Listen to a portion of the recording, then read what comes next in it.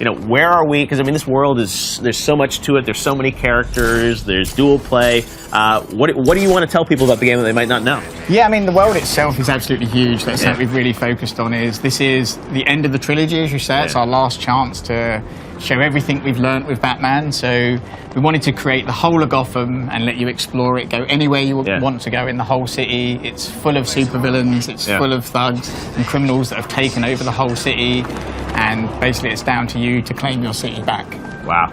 Now, we know, obviously, there's a rogues gallery of villains in this game. You've got the Batmobile, so much in this world. And when I look at it, it just feels like, you did open world with City, but it feels like this one, there's so much more density to the experiences. And we all know with open world games, like, that's what makes GTA so great, is there's just so much in there. Yeah. So tell us, I mean, all these different parts of the city, I mean, what are some of your favorite sort of things you can do as side missions or just explore? Well, that's the thing that we really focused on, was filling the city full of great content. What does it feel like to be Batman in Gotham City, full of all of the supervillains ripping the city to pieces? So really bringing that whole experience to life. We have Penguin, Riddler, Two-Face, a whole load of people that we've not even talked about. We're so close to release that we want to try and keep secret, so everyone gets. You guys have done a good job at that, I think. They've teased a little bit of it, but there's so much more, I'm sure, there. Yeah, I mean, the main story itself, we've barely told anything about, which is very deliberate, because we don't want to ruin that surprise for everyone. So, yeah, that's something that's been a kind of really big focus for us, is story. It's giving Batman that context and that reason to go out and save Gotham. So yeah, there's so much to do. That's kind of the thing that it's hard to get across until you play it, to just see how much life there is in the city. It's unlike anything we've done before. And we've not tried to make a huge, expansive open world game as to make something that's really beautifully, richly detailed and has that heart and soul in every ounce and pore. Yeah. Well, and the other thing that I've noticed over the years with this game, especially, is when you announce the Batmobile, it's a really key part of the gameplay as well, and that's something where you can summon it at any point in the game, right? Yeah, absolutely. We wanted it to, wanted it to feel like an extension of Batman himself. It's a new gadget for Batman to play with, rather than being a separate car that's a completely distinct thing. It's something that's completely integrated into every element of what it means. Speaking of, look at that. It's like, this is a live demo. I mentioned Batmobile. There it is. Yeah, here it is. So if you look at the the beautiful, rich attention to detail on the car. And we spent ages designing the car. We went through quite a few designs, because we wanted something that when you looked at it, you immediately thought, yep, that's the Batmobile. It can't be any other car. But it also brings a load of new, fresh gameplay possibilities and experiences as well. So, it was something that really excited us. And it's hard to sort of express how integrated it is into all the gameplay, rather than being something separate. You've got to think of it as Batman's 12th gadget. It's his new big gadget. So that's what I love, is those moments where you're able to sort of use it to hoist something up. Or here's a good example actually. So here we've got Batman. He's breaking into one of Penguin's weapon caches.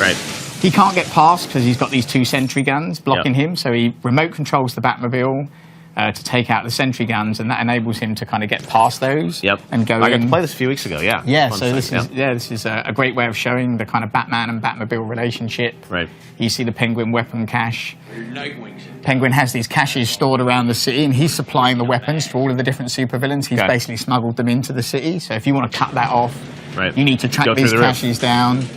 Here, Batman's opening up access through the roof. It's amazing. Now, you mentioned, you guys have been quiet about story. We obviously know Arkham Knight is sort of part of this story, and it's like you guys have said a little bit, but not a lot about that character. I mean, is that, and then there's Scarecrow. So, I mean, how does this all piece together? And you probably want to keep it a little mysterious, but you got Scarecrow there. I mean, he's a big part of it. I love, the psychological stuff with Scarecrow in the first game was, some of my favorite levels of Last Generation. What you guys did was sort of the mind messing, so to speak.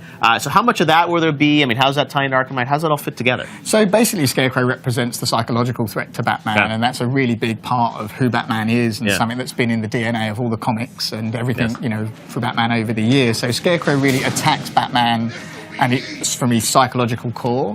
The Arkham Knight's kind of more the brute force. I mean, his army has occupied the whole of Gotham. And so the two of those working together are what provides this really kind of lethal threat to Batman. And they want to destroy him. They want to destroy everything he stands for.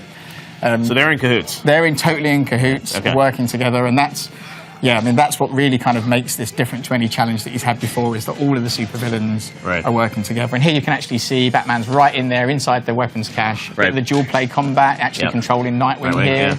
And you can do the dual team takedown, so one button press, boom, Lots of cool. I remember playing this. The cool environmental stuff. You can push them against things, and the weapons, and then the pipes, and all that stuff. And everyone loves that free flow combat, but you guys continue with each game to sort of add more dimensions to it, but still make it very playable. Yeah, this game looks absolutely insane, Sefton. Well, thanks for swinging by to give us a sneak peek. I'm sure you're going to mess with our mind in some way when we start playing this. There'll be a little bit messing. Yeah, I can guarantee. Well, this there's lots of surprises. There's lots. I know, and I can't believe you guys you're done now. Right? I know. It's crazy, and it's a kind of sad moment because this is this is your final Batman final Arkham demo here, baby. Yeah. So it's honestly it's quite sad, but it's all right. We're man. really proud of. Well, I think. I can't wait to play it. I'm looking forward to it next week, and I'm sure fans are too. So congratulations to you, Jamie, and everybody at Rocksteady. I'm really proud of you guys. We can't wait to play that next week. And we've got much more coming up on E3 Live. Thank you, Sefton.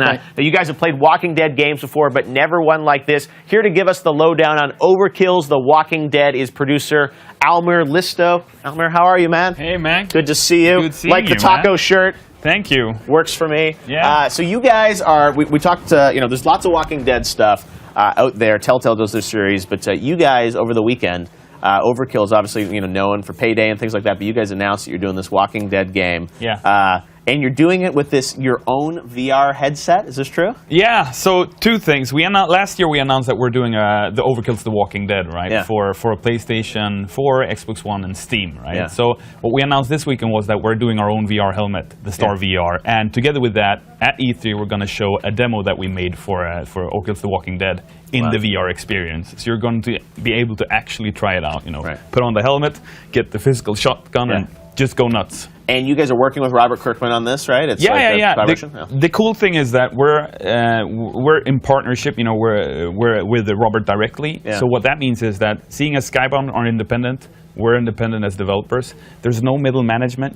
We just work directly, make sure that everything we produce is as cool as possible, and all of it is based on the comic books as well, which I prefer because they're so horrific. They're brutal. Oh, it's an amazing franchise. Well, you've been kind enough to bring by the world premiere first look at a trailer that has some gameplay, has some live action in there. From the VR experience. Yeah. So we did some live action footage as an homage to the Payday stuff we've done before, because we've done Payday stuff with Giancarlo Esposito from Breaking Bad. Yeah. So this is just an homage for the VR demo experience we're doing at E3. Awesome. All right, well, let's take a look right now at the world premiere of the new trailer for Overkill's The Walking Dead.